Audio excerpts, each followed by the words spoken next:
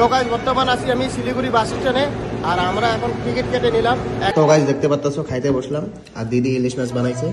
আবার ঘুরে টুরে আসবো? হ্যাঁ ঘুরে টুরে আসবো না, সময় পাইলে যদি পাই। তো ফাইনালি রংপুরে আমাদের বাস স্টপেজ করেছে আর অনেক জোরতে লেগেছিল গাইস। তো ডাইরেক্ট বাসের থেকে নেমে আমরা হোটেলে এসে পড়লাম। তো গাইস কালকে ব্লক নম্বর 37 স্টেশনে শেষ করেছিলাম।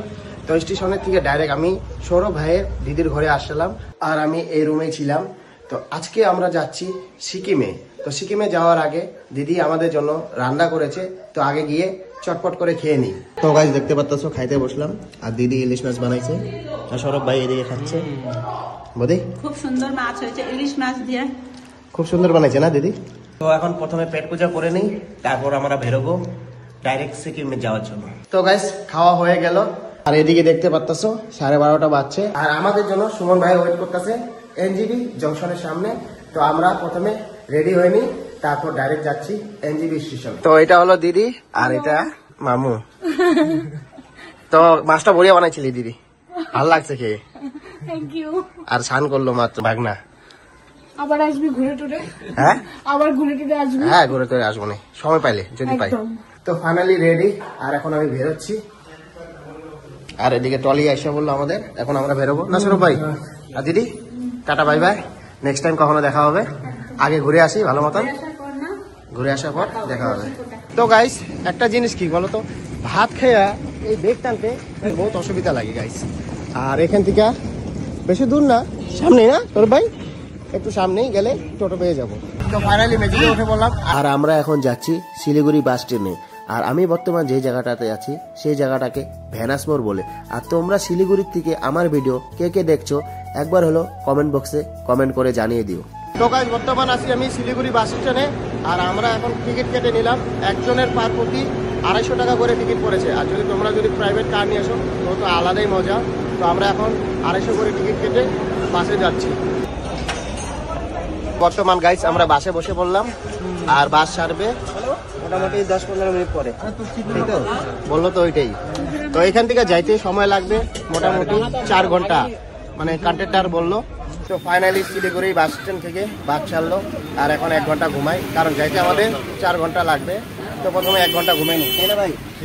তারপর উঠে ব্লগটা কন্টিনিউ করছি guys. A few moments later. তো আমরা যে জায়গাটি আছি সেই জায়গাটি 2023 সালে অক্টোবর মাসে লোনাক লেকের জলে ভয়ানক বন্যা হয়েছিল গাইস। আর সেই বন্যায় অনেক ঘর বাড়ি ডুবে গিয়েছিল গাইস। আর এখনো দেখা যাচ্ছে যে বালির নিচে ঘর বাড়ি ডুবে আছে। তো ঠাকুর করে এরকম দুর্ঘটনা আর যেন না হয়।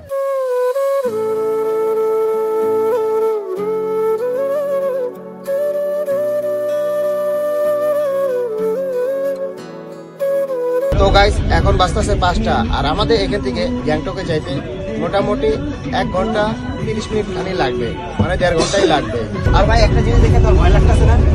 মানে একটু কাটাইলেই মানে হেরফের না, একদম ছোট ছোট রাস্তা, মানে একটা গাড়ি গেলে আরেকটা গাড়ি কিভাবে যাচ্ছে গাইস, কিভাবে বলবো, মানে একদম রিস্কের ব্যাপার। তোর ভাই মাইনাস লাগছে যে অনেক জোরতে। A few moments later. তো ফাইনালি রংপুরে আমাদের বাস স্টপেজ করেছে আর অনেক জোরতে লেগেছিল গাইস মাইনাস। তো মাইনাস করে আসলাম, একজনের 5 টাকা করে আর আমরা আসছি 6 জন, 30 টাকা নিল। তো এখন কিছু খাবো এখানে রংপুরে আর তোমাদের এই জায়গাটার ভিউটা দেখাচ্ছি guys.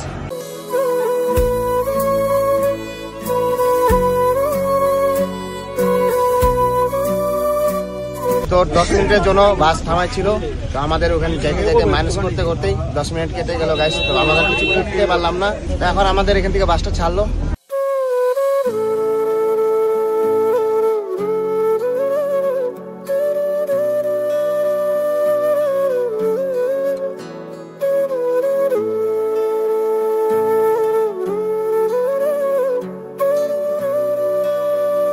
A few moments later. তো ডাইরেক্ট বাসের থেকে নেমে আমরা হোটেলে এসে পড়লাম। আর আমরা যে হোটেলটায় থাকছি হোটেলটার নাম হলো স্টে কমফোর্ট। আর এখন ভিতরে যাই। আর এদিকে এন্ট্রি হয়ে গেছে, তো এখানে নাম এন্ট্রি হয়ে গেছে আর 3টা রুম নিয়ে নিলাম গাইস। তো আজকের ভিডিওটা এতটুকুই। তোমার যদি ভিডিওটা ভালো লাগে থাকে চ্যানেলটা নতুন হলে চ্যানেলটা সাবস্ক্রাইব করে দিও, ভিডিওটা ভালো লাগলে লাইক এন্ড শেয়ার করে দিও। তো দেখা হচ্ছে নেক্সট ভিডিওতে। তোমরা সবাই ভালো থেকো, সুস্থ থেকো, টাটা।